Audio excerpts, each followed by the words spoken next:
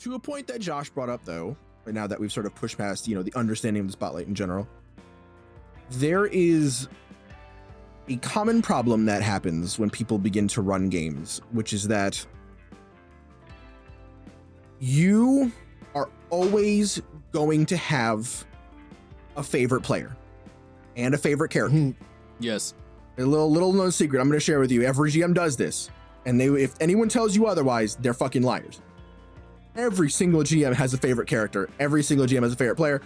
It could be the player who read the GM's like 100 pages of world building notes. It could be fucking the one person who's the lore, the rules index. You look at that one player and you're like, how does that work again? And they've just memorized the book. It could be the quickest person on the draw when it comes to interacting with the game. That one person that the GM sort of sets up as the de facto plot delivery service. And you can always look at that player and go, all right, so you're going to do the mission, right? And they're going to go like, yep, I'm doing that mission. You go, nice. That's me. And this is also true. It could just be the character that the GM thinks is fucking coolest. That's a tough one. That's a toughie. When you're like, fuck, I really like this character's vibe. Shit. And then someone's really excited about their other character and you're like, yeah.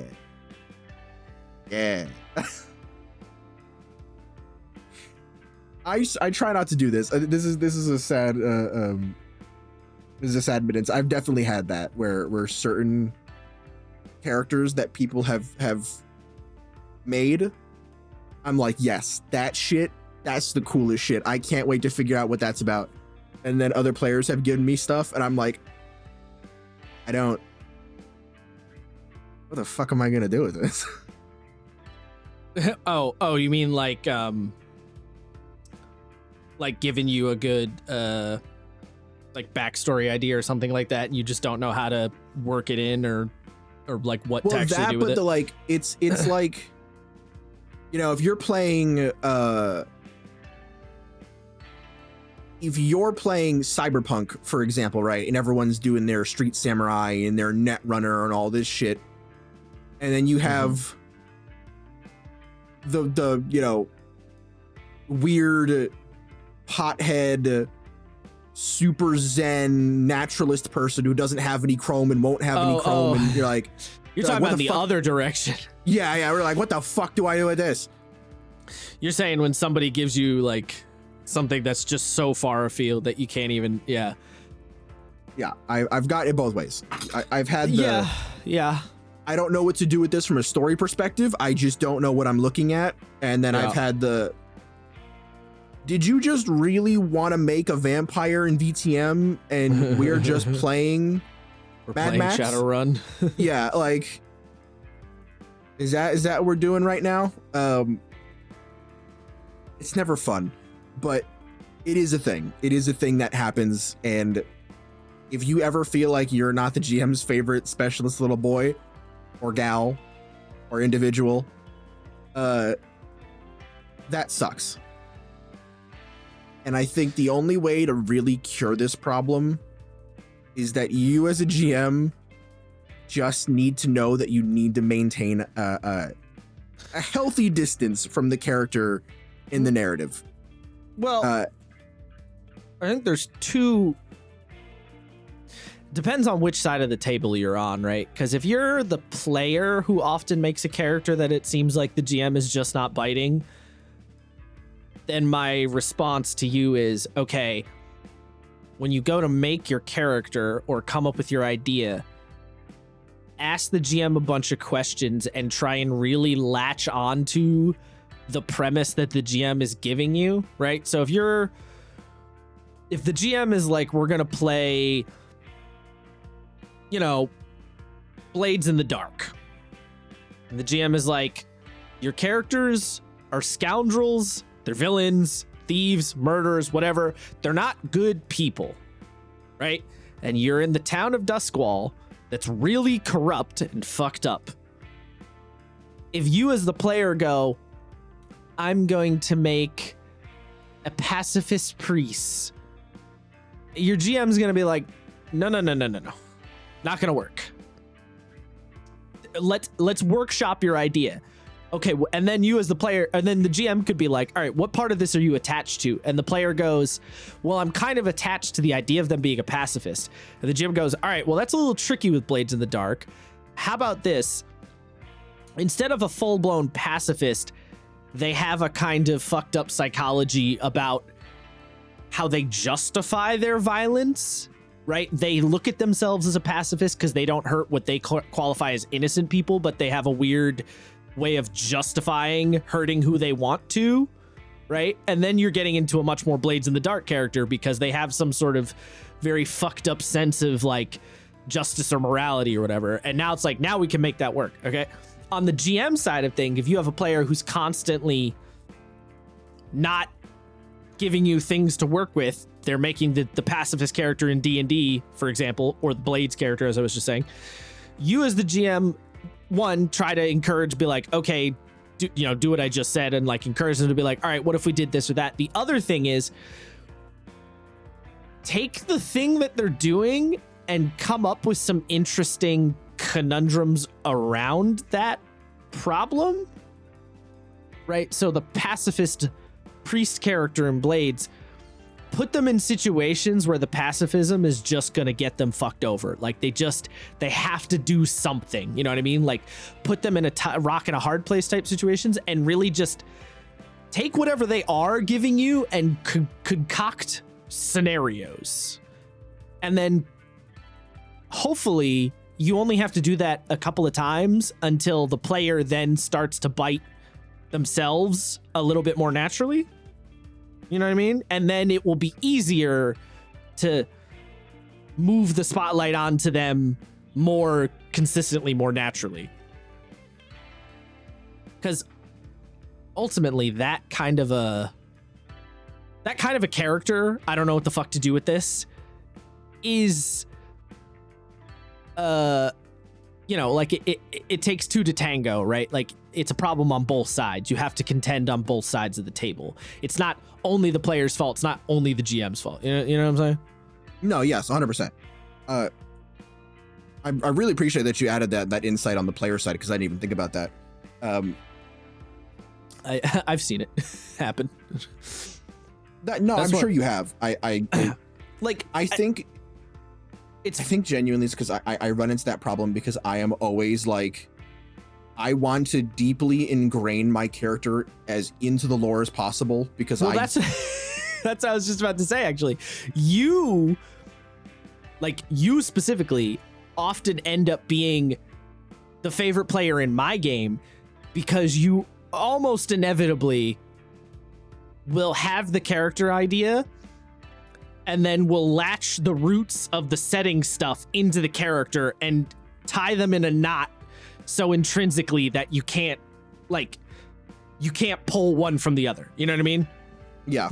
And I don't know if you're doing that consciously or that's just kind of like how you think about coming up with characters, but like you always do that. So sometimes I feel bad because I feel like I'm giving you as a player too much attention, but the problem is every time I throw the bait in your direction, you almost always bite because you've made a character that it's really easy to bite with. Well, so here's the thing, and no, I am doing it 100% on purpose, because one of the biggest problems I have, and I think this comes partially from my traumatic RPG backstory, where I hate when my character is treated like they don't know what's going on in the setting, right? This is the if we live in the Forgotten Realms, people probably know how a troll works, right? You've heard stories about trolls. You know, your granddad maybe fought a troll when he was a mercenary working for, what are they called? Flaming Fists in Baldur's Gate, right? Like, yeah. I would probably know to keep fire on me. Like, I don't have to be a Witcher to know that. I would just be like, oh, it's a troll. Like, fucking, away. You know what I mean? Like, away. So I try to ingrain myself so deeply into the setting. So I, as, I don't particularly think of myself as intelligent, but like someone who knows a little bit about a lot of things can use my natural intelligence to the best of my ability and make it make sense in the narrative, right? Yeah, you're making it so that you as the player and your character feel congruous, and also your player your character feels like they slot in nicely, which, yeah, I mean, most GMs are going to be very happy when you do that. And like, I will try and do a similar thing, not for exactly the same reason. I will do a similar thing where I will try to make sure my character is like latched into the setting or the scenario, or at the very least, it's a character that has the potential to get involved in the situation really easily. You know what I mean? Yeah. But for me, that's just because I want the GM to give me those juicy hooks, like throw me the bait, you know? Like, I'm just a fucking alligator at the zoo at feeding time with my mouth just wide open, like, now give me chicken. You know what I mean? Just Yeah. You know, I get that too. Goofy ass face the alligators make when they're getting fed. Yeah, like the one that they look like they're the happiest person on earth. Yeah, they look so excited. Yeah, it looks like they're literally saying, "Oh hell yeah." Yeah, exactly that. Yeah. No, yeah, I mean, I get that. I'm like that too. Like, I think a good, as far as a character goes, I will also though try to steer players on the GM. Like, when I'm GMing, I will try to steer players as much as I can in that direction. Like, I don't, you don't want to be too pushy, but I will try to steer, because I know it, because it can also feels bad, man, when you make a character that's kind of weird and out of place, and then the GM just like doesn't have anything for you, you know? Yeah, of course. Like, you're just kind of there. When it comes to players, my strategy typically is to figure out what my players know about the setting or genre, and if they don't know anything about it, show them some stuff about it, or find out what they like outside of the genre and find that in. Like we talked about that, I think last session, is finding the in. So like, I know with Sify, right? She kind of, I don't know if she knows this herself, but I think she finds something deeply attractive, narratively speaking, about the like, what's the word I'm looking for? The exiled prince / princess trope. Intriguing, I think, would be a better word in this case, but yeah, continue. Yeah. Yeah, I say this because her last two characters have been this thing, her Lancer and Hellskip's character. Exiled royalty. Yeah. So I'm like, okay. Disgraced noble. Yeah. I'm like, okay, I think I know what her in is, right? And I was like, okay, well, the character and trade parodies are Dune. I'm watching Dune right now. I can sort of make her a Paul Atreides, right, without all the crazy overpowered bullshit. Right, and the fact that like she was cast out of her noble house, and I can give her all this stuff. And that, when that started, I was like, okay, well, you'll probably like the character and trade baronies. I know you kind of like that vibe. And it was like hook, line, and sinker. When she originally was like, I don't know, maybe like super soldier, I'm like, all right, you're thinking too much. Stick with what you know if you don't know a lot. You know what I mean? Right. And yeah, if you're not deeply ingrained in the setting or the genre, then keep it basic level, and then you will get more like invested over time. And it sometimes it's a little bit of a tough conversation. Not to call my girlfriend out, as I so often do, but this is a really good example. For Senna was not her first character idea, or Senna was like a possible character idea, but one of the characters she had was playing like a sentient cat, like a talking cat, like Shalquar from DS2. Yeah, basically. Big fluffy Persian that's like, you smell good. And you're like, yeah, I don't know you very well, cat, but I will do literally anything for you. Right. And I kind of talked her down from that one, because I was like, that's gonna be really, like, that's gonna be too far afield from the vibe I'm trying to do. Like, it's gonna come off a little weird. And I basically said, you can do it if you think you can tool it in a way that works, but I'm gonna need a little something else. And there was definitely the twinge of like disappointment, but she kind of thought about it and was like, all right, well then let me retool my other idea a little bit, and landed on what Senna is now, which I was like, yeah, that'll work. You know what I mean? Mm-hmm. And she's still playing a weird, because I think, I don't know this part for a fact, Maybe she'll tell me, but I think a little bit of the desire was to just play like a weirdo character in the group, like someone who just sticks out in a funky way.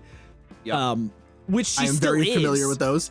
Yeah, and like she still is that, right? Like she's a plant lady, dryad thing. So she is still the weird character in the group who was born yesterday or whatever. Like she's still hitting that vibe. It's just a little closer to the tone I was shooting for, so she fits just that little bit more snugly in, and I can work with that. You know what I mean? Whereas the talking cat thing, here's the thing: could I have probably figured out ways to make the talking cat work? Sure, but in the way that we had established the setting, and Fabula doesn't have its own setting, right? So we had to set up our own world. It would have been really hard to like justify these random farmer peasants just being cool with the talking cat. You know what I mean? Like, Yeah. like there would have been so many scenes of why the fuck is that cat talking to me, and why can that cat cast spells? And that at a certain point that would start to get really annoying. You know what I mean? Oh, okay. So here's my thing for that. When you have situations like that, I am willing to sacrifice a little bit of congruity in the narrative for my own sanity. Sure. Like, Yeah.